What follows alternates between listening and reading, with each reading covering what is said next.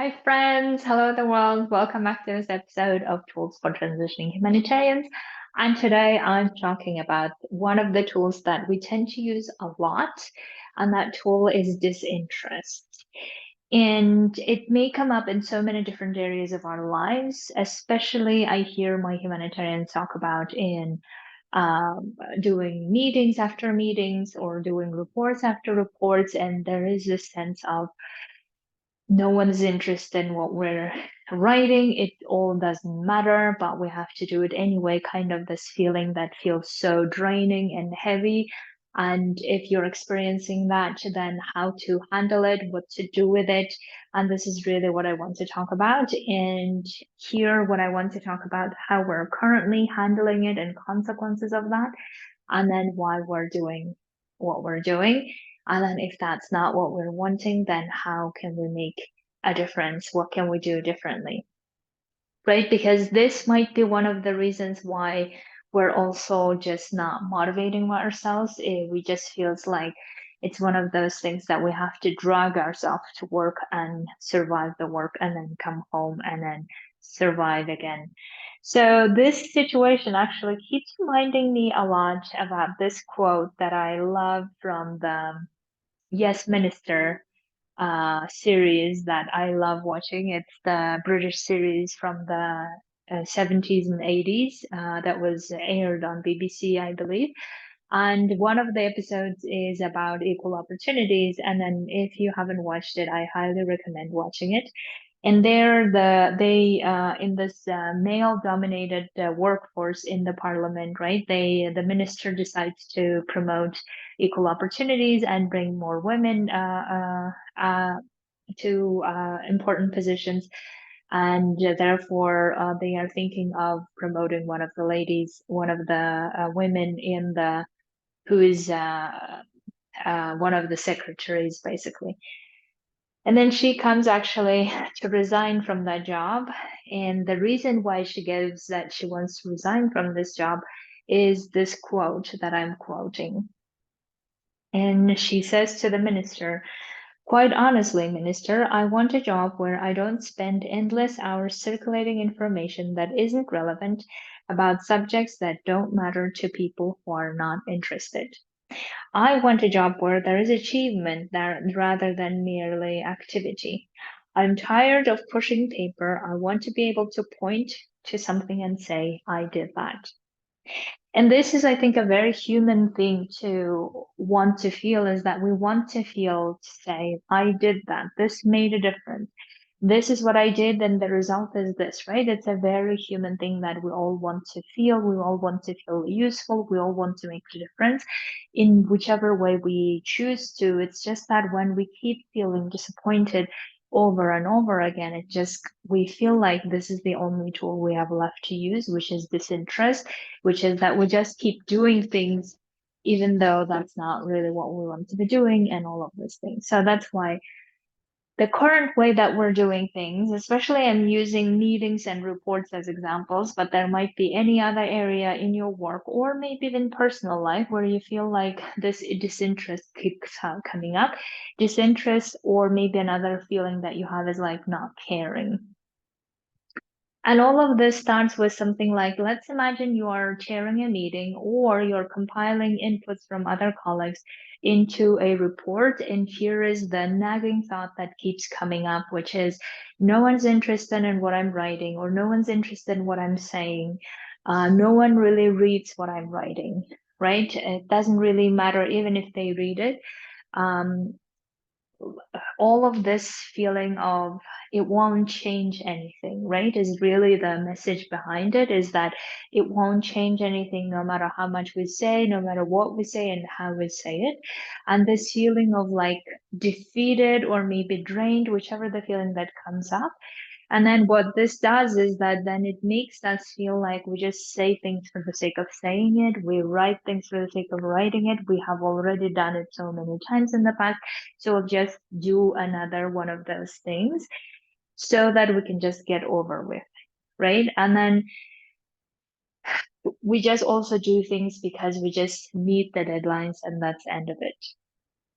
What are the things that we're not doing in those moments are the convictions, this all of those emotions that makes us say things in the way that has so much weight, especially if we have done it for the first time, or if we are doing it with people that we don't know, or if we do this with topics that really matter to us, then we are like saying things with so much weight, with so much care, with so much meticulous details of what are we going to say and how are we going to say. That makes a difference on the other receiving end of things, right? These are the things we're not doing it because we're just saying that no one's interested. No one's interested. Why bother even saying things? I just say the things that I am required to say, or I just say the things I believe should be said. And therefore, we're not feeling the words that we're saying. We're not bringing the tone of those words, the tones that we want. Instead, we're just bringing the tones of defeat, or bringing the tone of drain. And then, as a result, the things that we create are, we just make sure that no one's interested, right? We just make sure that no one's interested, or it just gets compiled or filed somewhere, and it doesn't have the same level of impact that it could have had we tried different ways, maybe, or had we tried to feel and then say things. And we know that when we're writing things, right, usually our tone comes onto that writing piece. Or even if we're saying things, our tone, our feelings come through those words.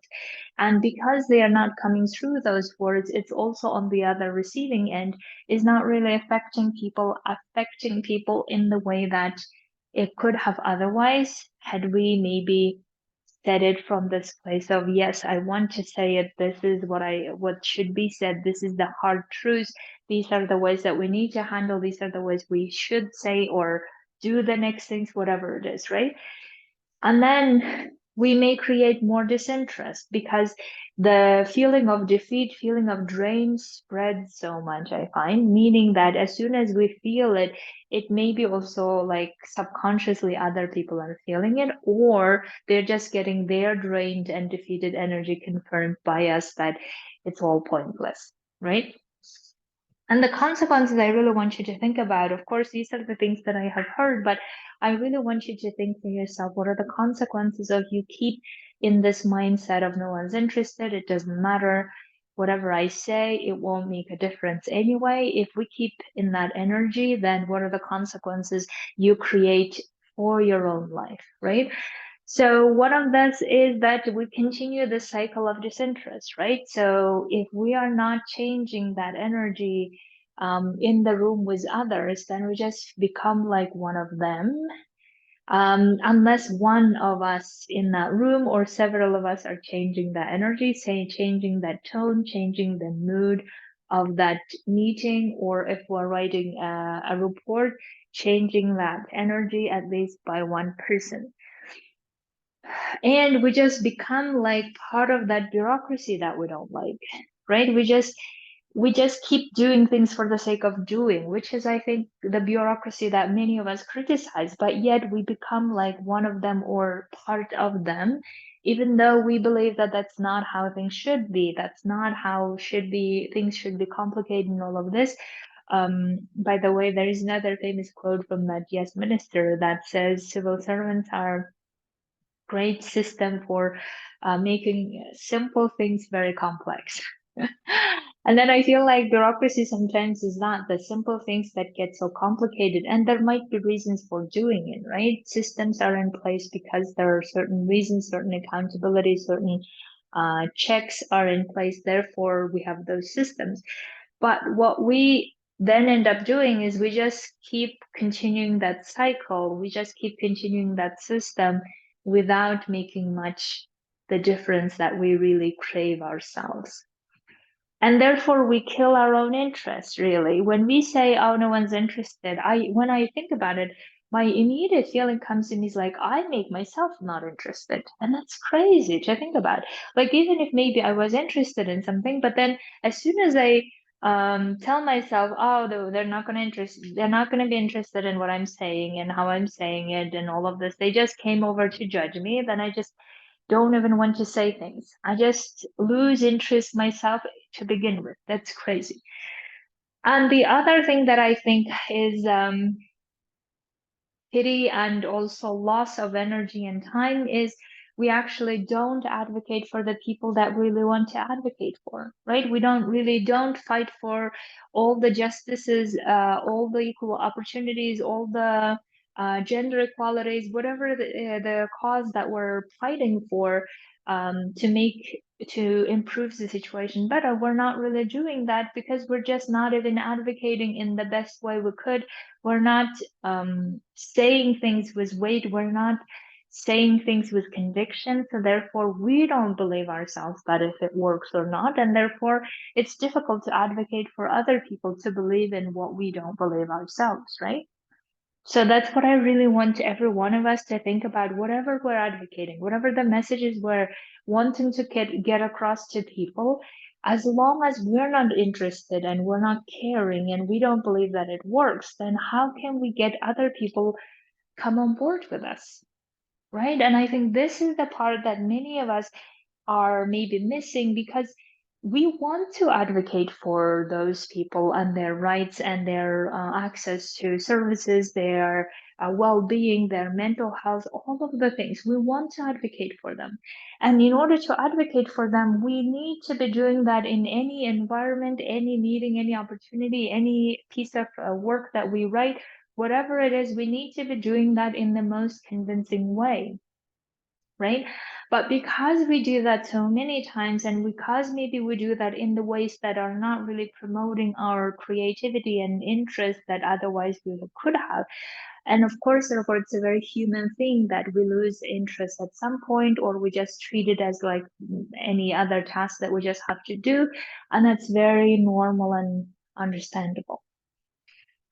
But also, in the midst of that, I really want to show what else we could be doing that makes a difference. But in order to do that, though, we need to understand why we are doing it. Like one of them, as I already said, is that it's a very human thing to do, is that after one try, another try, third try, many years of try, we just don't feel like we can be as creative, as innovative, or as uh, convincing or convicted as before, maybe. Excuse me.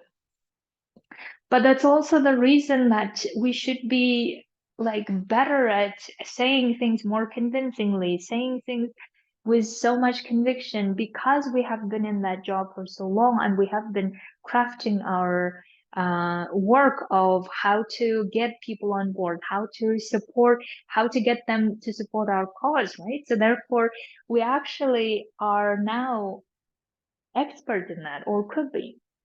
But the reason why we're not is because we haven't really processed a lot of the emotions around those meetings, around those reports that we have done, or any other topic that we just feel disinterested. We haven't processed those emotions. There might be lots of emotions of disappointment that things didn't go the way that we thought it would be. We crafted a very great report to convince donors to give us money, but they decided not to do that because they wanted to give to some other operation, right? Then we just feel so much disappointment, and that's again a very human thing to do. But instead of processing those emotions, what we tend to do is we tend to carry it to our next thing we're doing, carry it to our next report we're writing, and then we just let those emotions influence it, and therefore we just write it for the sake of writing it because our disappointment is so heavy and it's influencing the way we're doing things. And therefore, if we don't want it, we need to process them so that we come to the next thing cleaner or with more light energy of, yes, we have tried this one, didn't work. Now let's try this way. Now let's try this way. Now let's try this way. I will talk to you in a minute why that matters and it's worth doing it anyway. So because we haven't processed these emotions, then the energy saving mode hits in, which is that our brain immediately says, well, if it doesn't make a difference, if it's not worth doing it, Or if it's just a matter of doing it for the sake of doing it, then we're not going to spend all this energy on bringing up our conviction, sharing that conviction, whatever the other wisdom that we have, the other arguments that we have. We don't really do all of those things because we just feel like in the end it won't matter, right? As long as it won't matter, we have our energy saving mode in our brains, and therefore we just don't put much effort into it as much as we could have otherwise. And the reason why that is because we don't believe that what we do matter. And therefore, we become the people, including with others, we become the people who just diminish the importance of our work, or we make our work less matter, even though we keep telling everywhere that how important it is, how much our work matter, but then we don't believe it, and therefore we just feel like we're not being in integrity, but we just keep saying things because we feel like we have to say it. But in reality, we're not really valuing and seeing the importance and how much our work matters, how much of what we say every day, in every meeting, in every report, how much of that matters, because what we're doing matters. And therefore, we don't tend to believe others either, right? When others say how much they care or how much they want to assist or whatever it is, we don't tend to believe them because we just feel like what we're experiencing is something that does not matter. Therefore, why would other people come and see the importance of it? And then we get so easily contagiable in quotes, right? Easily affected by other people's mood. Because if we say that in the room, lots of people have similar mood of, oh, it doesn't matter or it won't make a difference, then we're likely to take that over as well from others and then just make it our own, even though maybe that's not what we want. So that's not what we approve, right? A lot of the times we don't like when other people just do their work, especially in humanitarian work, do their work for just for the sake of doing it, without really having that deep conviction in what they believe in and all of this. We don't like when we see in other people, but yet we're willing to be part of them and to take over whatever we perceive like the mood they're having that's more realistic, we say in quotes, than actually believing and going all in on what we want. And therefore, we just keep trying to prevent disappointment or any other emotions that may come up from like basically what our brain is saying that last time when we did the report so beautifully, so well, we didn't get what we want, or many other times before, right? Like many years before, maybe. And why would this make a difference? And therefore, we just try to protect ourselves from being disappointed again. And therefore, we're not just saying or doing things the way that we would have if it hadn't been for strong emotions and if it hadn't been for the past. Now, what to do is always the question, and here is how I would love for you to think about is first, think about when you say that no one's interested and it won't matter and all of this, don't focus on others, meaning that even if I say this and do this, they won't do anything. So don't focus on others, but do it for yourself. This is such a powerful strategy that I have used so many times and continue using it on some of those days when I just feel like, oh, no one's interested in what I say, whatever. I just say, no, no, no, but I'm doing it for myself. I am doing it for myself, for my own growth, for my own way of doing the impact I want to. Therefore, I'm doing it for myself and I'm doing it for the people who are actually searching for my help or actually who are needing this, the difference that we're creating. Even if it's not so many people, even if it's only one particular, whoever it is, we're still doing it for them. And I will tell you a bit more why that matters is because that way you will feel good about yourself. You will feel good that you are still doing your part no matter what for these people who are actually in need of that change, right? You are still doing your best in making that difference, even if all the other people may be in your environment that you perceive as not interested, but you are doing your best. And you also feel proud of yourself for doing that, because despite all these difficulties and challenges and people not being interested or whatever you believe is happening, you're still doing your part and continue doing that no matter how many years or no matter whatever the circumstances are. And that makes you feel proud. And I think that's a great feeling to have anyway. And obviously process all the previous emotions every time. Every time you get disappointed, process it. Every time you get frustrated, drained, whatever it is, process it. It's a bit like coming home and taking a shower after work because you feel like, you feel good again, right? Or you feel like rested, you feel better. That's the exact feeling you will get if you have processed your emotions, and therefore they will not influence so much the next thing you're doing. And then don't mirror other people's behaviors, especially the ones you don't like. Right? If you believe that if you're saying that no one's interested, they should be interested, but they're not, excuse me, then don't mirror it, meaning don't do the same thing that you don't like in other people. Right? If we don't like things in other people, ideally we shouldn't be doing it. But because we don't really reflect on things, because we just take over their mood, or because it just becomes so much easier that way than any other way, we just go and do the things that we don't like other people doing. Therefore, start with yourself and say, okay, if I don't like this type of behavior, this type of mindset, then let me not do that. Let me not be part of it. It doesn't mean that I have to judge other people, but I just don't do it for myself because I don't want these things influencing the way I work for those people that are seeking assistance, right? And then the grow your feeling or being in integrity, meaning saying things what you really feel like, saying or doing things that you really believe that this is how it should be done, mm, by doing everything within your power, no matter whether others are doing it or not doing it, part of it or not part of it.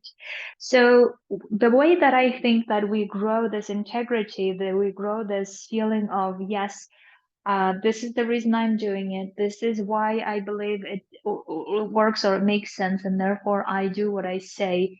I do what I believe, or I do what I say.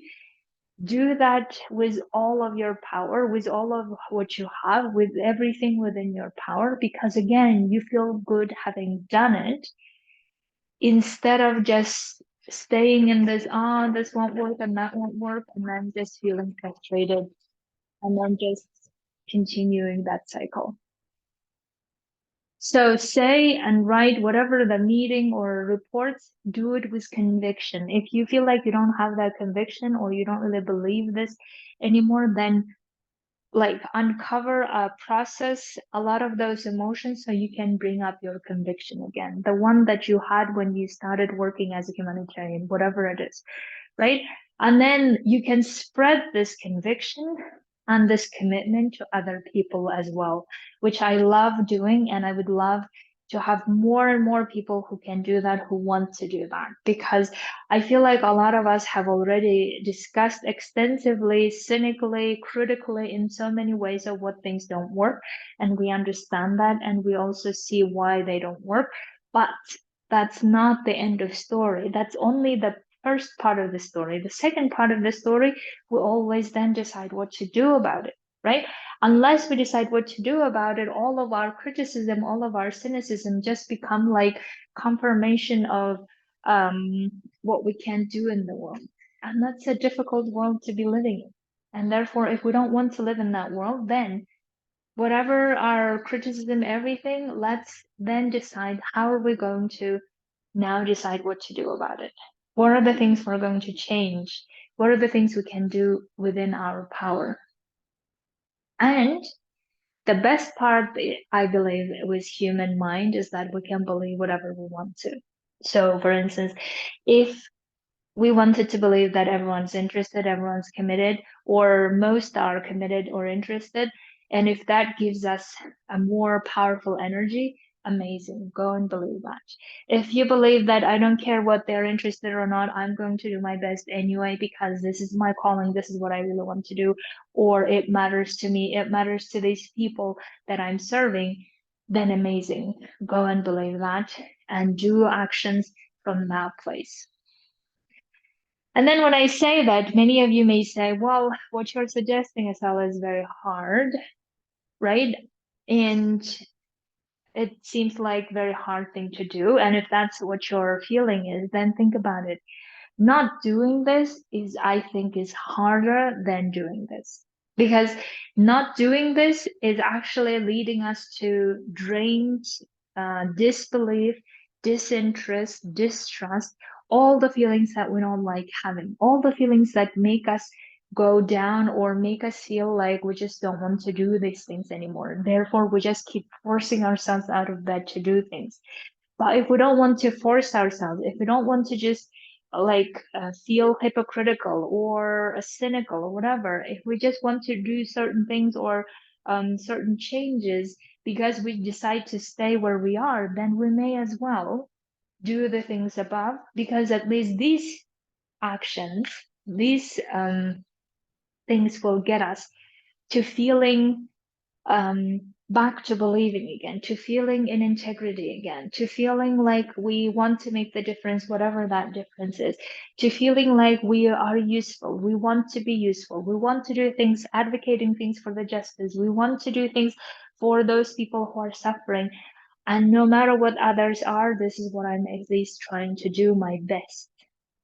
And that feeling, I feel, gets us so much far ahead in the long run without us feeling like we have to quit or we have to just change or we have to just keep functioning because otherwise it's too hard, right? Therefore, I would like to really leave you with this, is that we always have an option, whatever our circumstances are, to go and do the things that we believe is right and needed.